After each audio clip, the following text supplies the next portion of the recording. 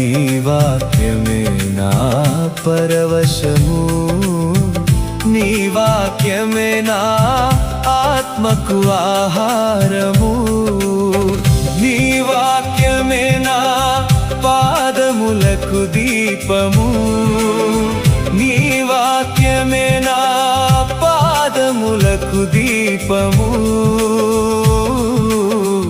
నీ వాక్యమే నా పాదములకు దీపము. నా స్తుతి పాత్రుడా నా యేసయ్యా, నా ఆరాధనకు నీవే యోగ్యుడవయ్యా.